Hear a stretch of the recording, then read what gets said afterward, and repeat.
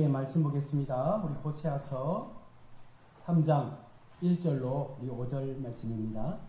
호세아 3장 1절에서 5절 말씀 우리 한 절씩 교독하고 우리 5절은 같이 한 목소리로 읽겠습니다. 호세아 3장 1절로 5절 말씀 우리 교독하겠습니다.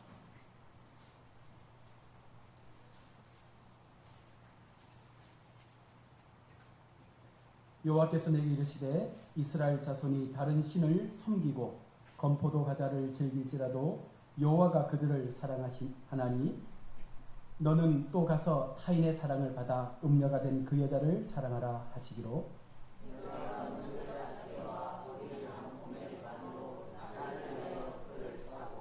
그에게 이르기를 너는 많은 날 동안 나와 함께 지내고 음행하지 말며 다른 남자를 따르지 말라. 나도 내게 그리하리라 하였노라.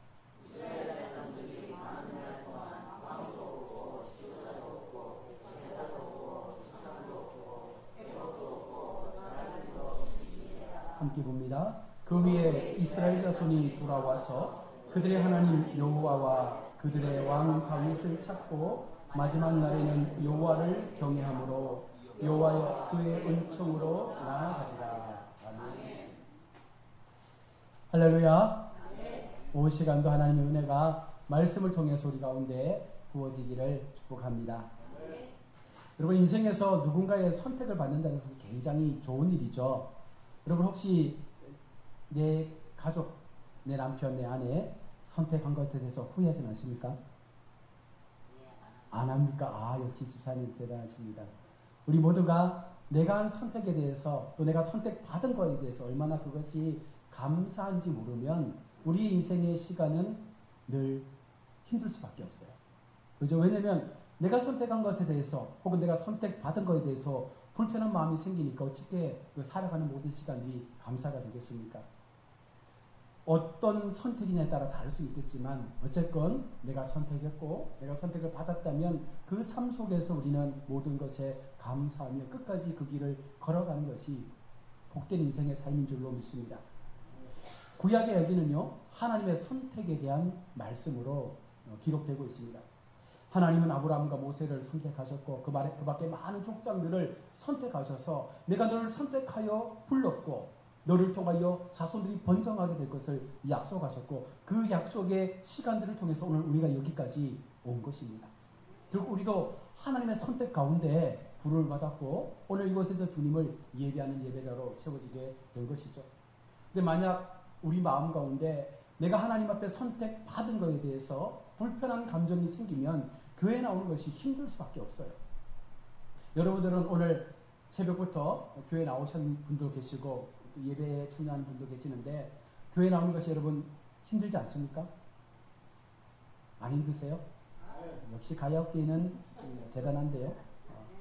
힘들 수 있습니다. 그런데 우리가 힘들다라고 말하지 않는 것이 결국은 하나님의 부름 앞에 내가 감사의 삶을 갖고 있기 때문에 가능한 거예요. 사실은 새벽부터 계속해서 예배하고 이 저녁 오후까지 이 시간을 버틴다는 것은 힘들죠. 육체적으로. 왜냐하면 육체의 한계가 있으니까. 그럼에도 이 자리를 지키면서 하나님 앞에 그 부르심 앞에 내가 나를 드릴 수 있는 것은 그 모든 하나님의 선택과 부르심을 내가 믿고 감사로 하나님을 바라볼 수 있기 때문에 우리는 지금 이곳에서 하나님을 예배하는 줄로 믿습니다. 성경이 말씀하고 있는 선택은요 구원의 주도권이 하나님에게 있다는 거예요. 하나님께서 선택하셨기 때문에 우리가 구원의 백성이 된 것입니다. 내 힘으로 되는 건 아니에요, 여러분. 내가 아무리 노력한다고 우리가 구원의 자리에 이를 수 있는 게 아니라는 것입니다. 하나님께서 우리를 신부로 불러주셨기 때문에 하나님의 신부가 된 거예요.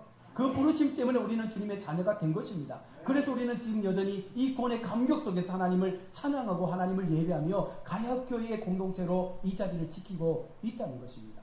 이 부분을 놓치면 모든 행하는 이들은요 계속적으로 내 마음 가운데 불편함으로 원망으로 나타나게 됩니다. 그러나 어떠한 경우라도 이 모든 것이 감사로 우리의 삶을 통해서 드러날 수 있는 방법은 뭐예요? 하나님의 주권을 믿을 때 하나님께서 나를 불러주셨다라고 하는 그 선택의 부르심을 우리가 인정할 때 우리의 출발은 전혀 다르게 나타나게 됩니다. 자, 하나님은 왜 선택의 방식으로 구원을 이루시는 것일까?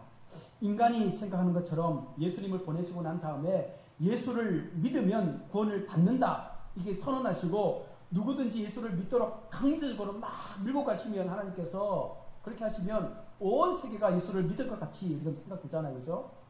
애굽에서 이스라엘 백성을 출애굽하실 때 10가지의 재앙을 통해서 그들이 손들고 이스라엘 백성을 내보내셨던 것처럼 하나님께서 강권적인 역사를 통해서 모든 환경을 뒤엎으시고 사람을 동원하셔서 우리 주변의 모든 것들을 바꾸셔서 그들이 하나님의 살아계심을 막 보도록 하면 주님을 만날 것 같은데 그렇지 않다는 거예요.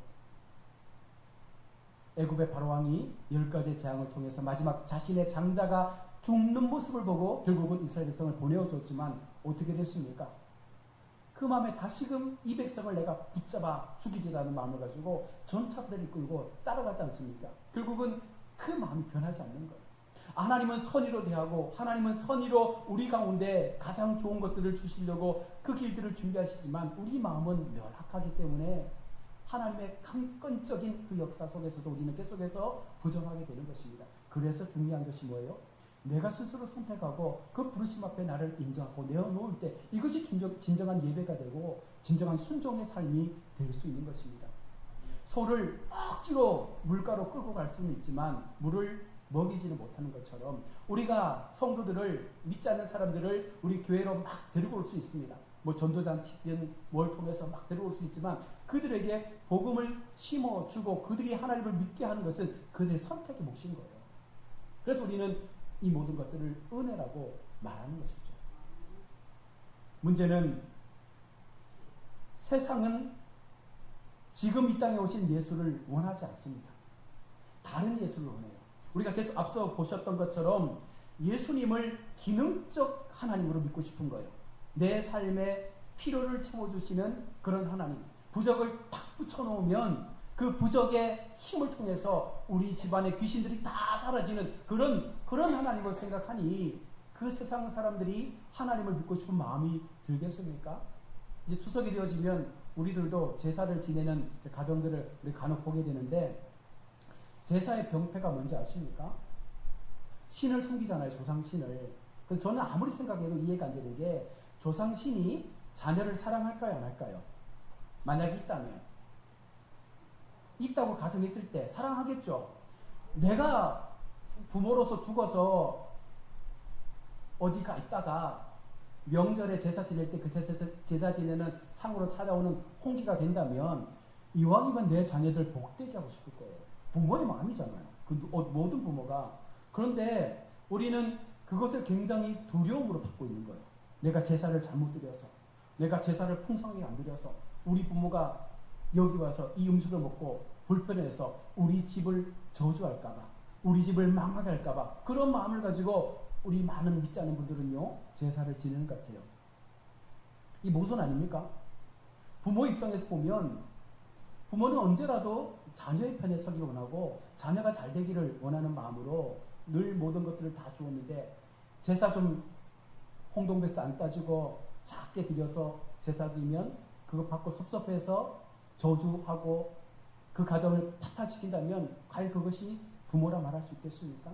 그런데 우리는 그런 조상신을 믿고 있다는 거예요. 심지어는 얼마나 어리석습니까? 요즘은 좀 덜하지만 항상 자정이 되는 그 30분 전에 제사상 차려놓고 자정이 딱 되면 시간 맞춰서 절하고 제사를 지내잖아요. 왜 그렇습니까? 그때 신이 온다라고 믿는 거예요. 그런데 이 신이 얼마나 능력이 없는 신인지 아세요? 마당에 빨랫줄 걸려 있으면 못 들어와요. 목에 걸려가지고. 그래서 빨랫줄도 걷어야 됩니다. 대문이 닫혀있으면 못 들어오니까 대문도 요만큼 열어놔야 돼요. 제사 지낼 때도 요만큼 방문을 열어놓지 않으면 못 들어온다고 문도 열어놓는 거예요. 그런 신이, 그런 신. 그런 우상 앞에 우리가 엎드려 기도하면서 우리 가정 복달라고 비는 이것이 과연 옳은 것인가? 우리가 객관적으로 생각해도 이것은 사실은 어처구니 없는 거잖아요. 그런데 우리는 그렇게 지금까지 신을 믿고 있는 거죠. 민족 고유의 대명절, 설과 추석이 되면요, 이것은요 사단이 정말 좋아하는 명절입니다. 왜냐하면 공식적으로 정부가 우상을 숭배하도록 제정한 날이에요. 제사 지내는 것, 차례 지내는 것, 절하는 것 아무도 말하지 않습니다. 그냥 풍속이다, 미덕이다 말하면서 그것을 당연시하고 국가가 건정하면서 휴일로 잡아서 모든 민족의 대이동이 일어나지 않습니까? 어떻게 보면 하나님께서 가장 슬퍼하실 날이 추석 같아요. 여러분 어떻습니까? 이번 명절에 우리의 마음 가운데 이 명절을 어떻게 보내고 싶은 마음들이 드십니까? 하나님은 오늘 호세아를 통해서 자기 백성의 죄를 건지기 위해서 이 땅 가운데 내가 왔다라고 말씀하고 있는 거예요. 그런데 세상의 사람들은 하나님을 복을 주는, 그냥 복을 주는, 세상에서 추구하는 복을 주는 하나님으로만 믿고 싶은 거예요. 우리의 영혼의 문제에 상관하지 않습니다. 우리의 영적인 삶을 생각하지 않는 거예요. 지금 당장 현실의 삶 속에서 내가 지을 수 있는 것, 내가 찾을 수 있는 것, 내가 누릴 수 있는 것들을 부어준다면 그게 어떤 실이라도 나는 기도하겠다는 거예요. 그러니 돼지머리 앞에 고개 숙이지 않습니까? 여러분 돼지머리 앞에 왜 절합니까? 돼지고기 먹을 때는 언제고 왜 또 절하냐 말이에요. 그렇잖아요. 그럼 돼지를 먹지 말아야지. 돼지를 자신들에게 복을 주는 신이라고 영험한 산에 가서 돼지머리 잘라가지고 올려놓고 절하면서 그 돼지고기를 또 맛있게 불에 구워서 먹잖아요. 이게 긴장한 모순인 거예요. 하나님은 그런 우상이 아니라는 거예요. 하나님은 우리를 철저하게 인격적으로 만나주시고 우리를 하나님의 백성 삼아주시고 너는 나의 자녀, 나의 신부, 나의 딸, 나의 아들이다 말씀하시면서 그 은혜 속에서 우리에게 말씀하신 그 말씀이 나로 하여금 하나님을 선택하게끔 만드는 거예요. 강제적으로 우리의 문을 탁 열고 들어와서 내가 너를 만나겠다 하시는 분이 아니라는 거예요. 그렇게 만나면 그것은 뭐가 됩니까? 하나님께서 그냥 억지로 하신 것이 되는 거예요. 그래서 하나님은 우리가 자유로 하나님 앞에 믿음으로 나아가기를 바라시는 거예요. 기독교는요, 그렇게 우리가 하나님을 만나야, 그래야 그 속에 진정한 은혜가 임하게 되죠. 하나님은 자기 백성을 택하시고 자기로 하여금 그냥 인생의 복을 받는 그와 같은 존재가 아니라 더 중요한 문제를 바라보게 하는 거예요. 그게 뭡니까? 영적인 우리의 삶의 현장입니다. 내가 어떤 존재인지, 내가 하나님 앞에 어떤 모습으로 세워져 가고 있는지, 나는 과연 세상 가운데 어떤 삶을 지금까지 살아왔는지를 보게 하시는 거예요. 그걸 보는 순간 우리는 하나님 앞에 주님 제가 잘못 살았습니다라는 고백을 할 수밖에 없도록 만들어 가시는 거예요. 그래서 오전의 설교처럼 우리를 절망의 상황으로 몰아내기도 하는 거예요. 왜? 그래야 우리가 깨달으니까. 그냥 가만히 두니까 도무지 이 백성들이 깨닫잖아요. 오히려 더 목이 꼿꼿해지고 더 교만해져서 하나님의 마음을 오히려 이용하려만 하는 거죠. 그래서 하나님께서 우리 가운데 이 환난과 고난 속에서 내가 너희에게 어떤 존재인지를 보게끔 만드시는 거예요. 그러니 지혜가 있는 사람들은요, 하나님 앞에 고난을 당할 때 이 고난에 대해서 어떻게 생각한다고요? 희망을 주시기 위한 하나님의 문이구나. 이 문을 내가 통과하는 순간 이 문 뒤에 준비되어 있는 하나님의 복이 엄청나게 우리의 삶을 채울 수 있겠구나. 여러분 이것이 믿음이라는 것입니다. 이 믿음을 통과하는 사람만이 그 은혜를 누릴 수가 있는 거예요. 신앙을 우리가 믿음을 너무 쉽게 생각하면 그냥 교회를 나오는 것으로만 생각하겠지만 이 믿음을 좀 더 우리가 나를 괴롭히는 것으로 생각한다면 내가 어떻게 하나님 앞에 나를 죽일까? 어떻게 하면 나를 하나님 앞에 헌신된 자로 드릴까에 대한 고민을 가지고 이 신앙의 출발을 하게 된다는 것입니다. 그렇게 살아야 여러분 우리의 믿음도 살고 우리 교회도 살고 우리 가정도 사는 거예요. 믿는 자와 믿지 않는 자를 결국은 구별케 하셔서 믿는 자에게 주시는 영적인 복이 무엇인지를 깨닫게 하시고 믿지 않는 자들의 결국이 무엇인지를 알게 하셔서 결국 우리가 믿지 않는 자들이 가게 될 그 영원한 지옥의 형벌을 고통으로부터 벗어날 수 있도록 우리로 하여금 선택할 수 있는 길들을 열어주신 거예요. 그리고 호세아의 말씀 속에서 집 나간 여인, 바람나 떠나간 그 부인을 또 찾아와서 돈을 주고 또 찾아와서 내 자리에 앉혀놓고 다시금 나와 함께 믿음의 동거를 행하자라고 계속해서 고백하는 이유가 어디 있습니까? 하나님은 놓치고 싶지 않은 거예요. 우리 인생들을 저렇게 세상의 죽음 앞에 버려두고 싶지 않다는 거예요. 끝까지 하나님의 구원의 백성으로 세우셔서 우리가 영원토록 하나님과 함께 그 즐거움의 삶을 살기를 바라시고 있는 것이죠. 5절의 말씀을 보면 그 후에 이스라엘 자손이 돌아와서 그들의 하나님 여호와와 그들의 왕 다윗을 찾고 마지막 날에는 여호와를 경외함으로 여호와 그의 은총으로 나아가리라. 주님은 이것을 원하시는 것. 마지막 우리 모두가 하나님의 은총으로 나아가서 진정한 영적 기쁨을 누릴 수 있는 삶으로 우리가 회복되기까지 하나님은 참으시고 기다리시고 계속해서 데리고 오셔서 우리로 하여금 그 믿음의 길 가운데 내가 서기를 바라신다는 것이죠. 사랑하는 성도 여러분, 여호와를 우리가 알고 난 이후에, 하나님을 알고 난 이후에 나의 약함을 우리가 보게 되는 것처럼 우리가 하나님의 은혜를 경험하고 난 이후부터 하나님의 강함도 보게 되는 거예요. 나의 약함을 인정할 때 그 약함이 어떻게 하나님의 강함으로 나타나게 되는지를 고백하는 게 신앙의 간증이죠. 내 신앙 속에 하나님은 어떻게 나를 통하여 일하셨는지를 날마다 고백할 수 있는 그 믿음의 모습들이 우리 삶 가운데 일어나야 되는 거예요. 그래서 예수 믿는 사람들이 하나님을 믿고 난 이후에 사실은요, 더 강건하게, 더 건강하게, 더 부유하게, 더 영적인 축복을 통해서 많은 사람들을 다스리고 행할 수 있는 삶으로 나아갈 수 있는 그 걸음들이 있어야 한다는 것입니다. 제가 알고 지낸 권사님 중에 한 분은요, 굉장히 여장부예요. 남편이 건설 쪽에 이 자재를 판매하시는 사업을 하시는데, 이 권사님이 이제 전체적인 재정을 다루시잖아요. 매번 이 건축 자재를 주고 나면 떼이는 돈이 굉장히 많다고 합니다. 왜? 부도나거나 하면 못 갚으니까. 그러면 이 권사님은요, 그들에게 독촉하지 않습니다. 돈을 달라고 말하지 않아요. 이렇게 말합니다. 딱 불러놓고, 나는 하나님의 사람입니다. 나는 하나님께서 택하신 백성이에요. 그래서 나의 삶은 하나님께서 책임져 주실 텐데, 당신이 내 돈을 갚지 않을 때 당신이 받을 벌을 나는 알고 있으니까 너무 그것이 두렵다. 그래서 다 갚아라 말하지 않는다. 여유가 되는 대로 조금씩 갚는 것이 당신이 하나님의 백성인 나에게 할 수 있는 최선의 것이다라고 이야기한대요. 그리고는 그 사람을 앉혀놓고 계속해서 복음을 전하는 거예요. 왜냐하면 이분은 돈을 받는 사람이고 돈을 주는 사람이니까 갑갑이잖아요. 그러니까 말을 안 들으면 안 되잖아. 그러니까 어쨌든 뭐 1시간이든 2시간이든 막 복음을 듣는 거예요. 그리고 돌아간답니다. 그리고는요, 연락이 없대요. 그런데 놀라운 일은 그렇게 1년, 2년 지나고 나면 어느 순간 갑자기 통장으로 돈이 들어온대요.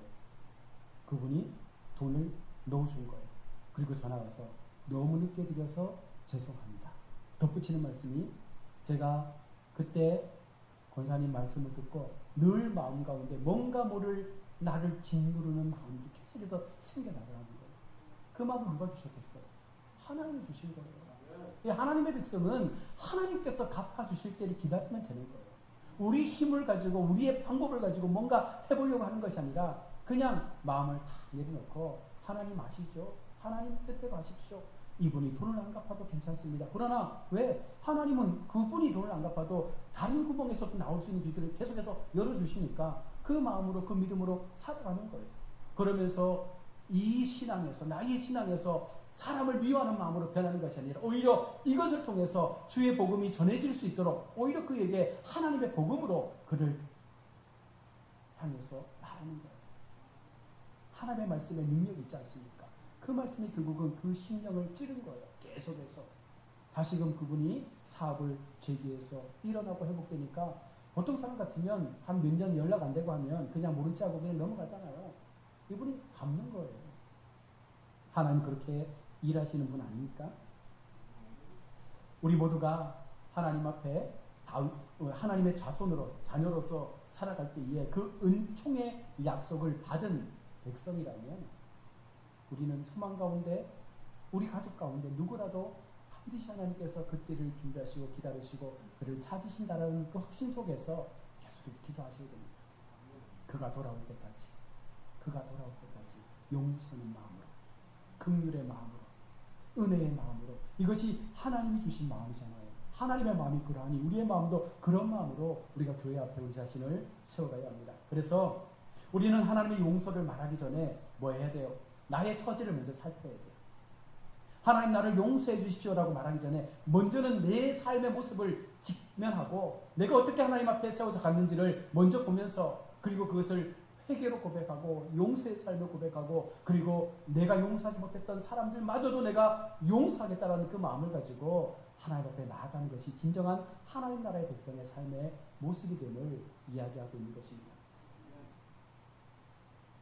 그냥 하나님 나를 용서하려면 하고 말리면 말고라는 그런 식의 신앙이 아니라 어떻게 해서든 내가 하나님 앞에 나를 드려서 내 삶이 주님 앞에 참 기쁨으로 회복되는 그 시간까지 나는 철저하게 주님의 자녀로서의 삶을 살아가기 원합니다. 여러분, 이 믿음들이 계속적으로 고백되어지기를 주님은 원하시고 있는 것이죠.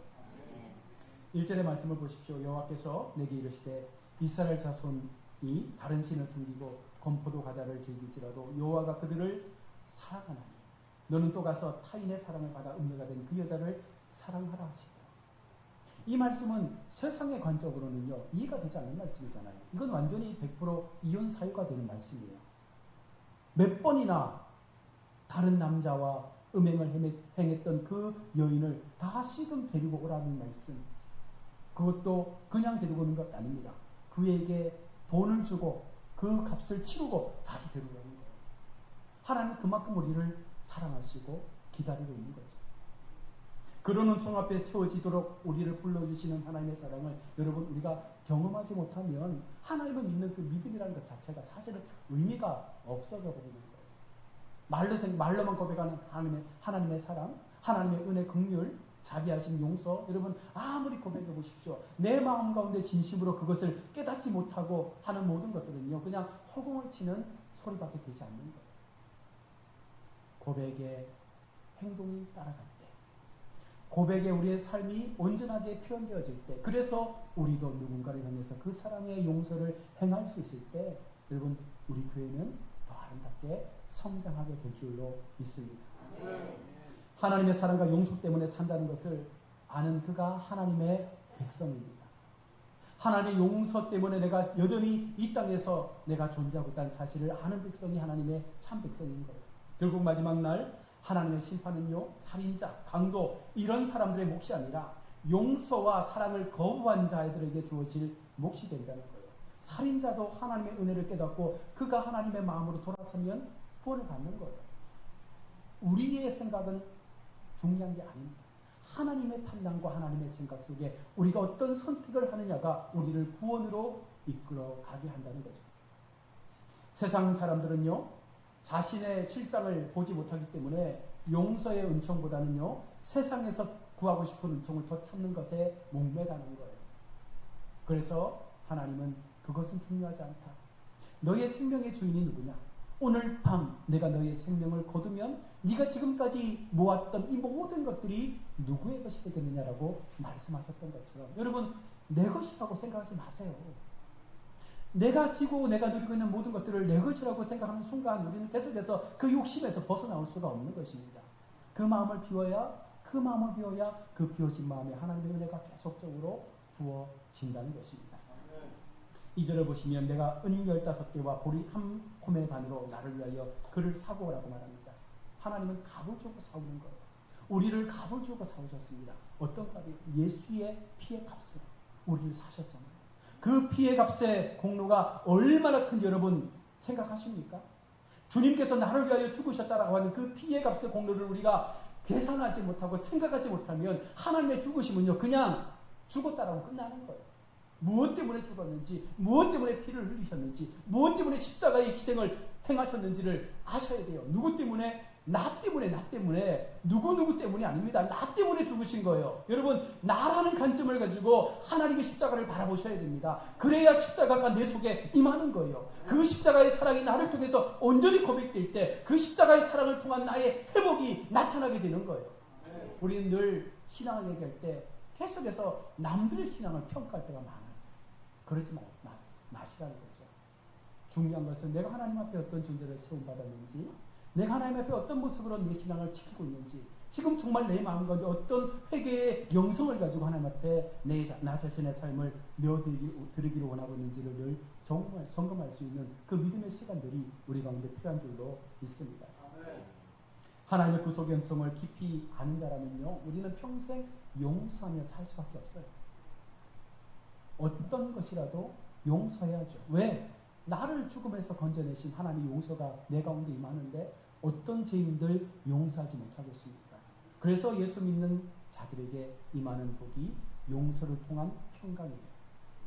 용서의 마음을 가지고 손을 내밀 때 얻어지는 하나님의 그 기쁨이 우리 삶 가운데 채워질 때 여러분 그것이 진정한 영적인 우리의 삶의 변화가 되는 줄로 믿습니다. 하나님은 하나님의 구속의 은총의 마음을 빼앗기고 감사하며 살아가는 자를 원하는 거예요. 모든 것들이 하나님 앞에 고정되기를 원하신다는 것입니다. 어떤 사람은 어떤 봉사를 한다고 해도 나는 하나님의 구속을 통해서 하나님의 은혜를 통해서 이 모든 것들을 행한다라고 말할 수 있는 거죠. 오늘 세 분의 우리 권사님들이 피택을 받았지만 사실은요 이 피택 받는 게 어떻게 보면 좋은 게 아닙니다. 아마 받아보신 분들은 알 거예요. 왜냐하면 이것은요 나의 십자가 위에 예수 그리스도의 멍에를 하나 더 짊어지는 거예요. 그 짐을 짊어지고 주님의 길을 따라가는 것이 직분을 받는 거예요. 결국은 직분이 크면 클수록 그 짐은 더 커질 수밖에 없어요. 그 짐의 무게를 감당하고 싶은 마음이 없는 분들은 지금이라도 그 직분 내려놓으셔야 됩니다. 권위를 가지고 내가 이 직분을 가지고 뭔가 권세를 휘두르겠다. 여러분 그런 마음이 있다면 지금 우리는 멈춰야 돼요. 하나님은 그것을 위해서 우리에게 직분을 주신 게 아닙니다. 어쩌면 더 많은 사람들, 더 많은 성도들에게 내게 주신 그 직분을 가지고 그들 앞에 엎드려 그들을 더 섬길 수 있도록 그렇게 행하기 위해서, 그렇게 교회를 세우기 위해서, 그렇게 아픈 성도들의 마음을 보듬기 위해서 우리에게 직분을 주셨다라고 우리가 믿는다면 여러분 이것은요 정말 두려움과 떨림으로 우리는 이 모든 것들을 감당해야 됩니다. 왠지 아십니까?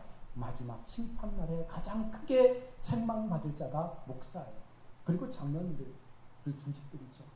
너희에게 준 직분에 너희는 어떤 삶을 살았느냐 반드시 하나님께서 물으실 거기 때문에 그래서 어쩌면 성도에게 가장 좋은 이름은요 성도라는 이름이에요. 장로, 목사, 권사라는 이름보다 사실은 성도라는 이름이 제일 편할 수 있어요. 그렇지 않습니까? 네, 마음이 편하잖아요. 책임질 게 적어지니까 교회 속에.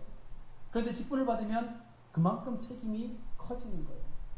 그래서 두렵고 떨림으로 늘 하나님 앞에 기도할 수 있는 무릎을 꿇어야 하는 줄로 믿습니다.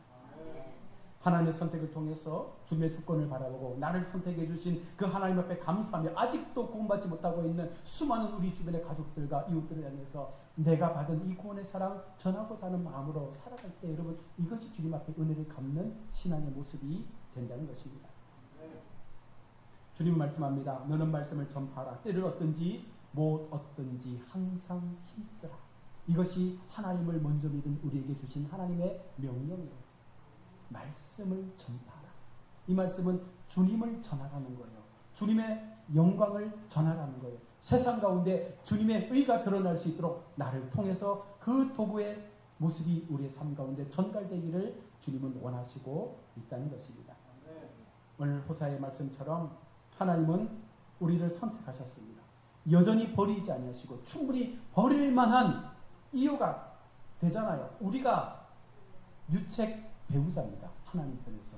우리 하나님 신랑이고 우리는 신부인데 우리가 계속해서 가늠의죄를 짓고 있었습니까? 세상의 돈을 사랑하고 세상의 권력을 사랑하고 세상의 뭐 집 이런 것들 많은 것들을 세상의 것들을 사랑하면서 하나님을 멀리하는 그 순간 우리는 벌써 음행의 죄를 지었음에도 불구하고 하나님은 여전히 우리를 선택하셨고 우리를 복음으로 부르셨고 우리에게 구원의 은혜를 주신 것을 우리가 날마다 깨닫는다면 우리가 어떻게 살아야 되겠습니까?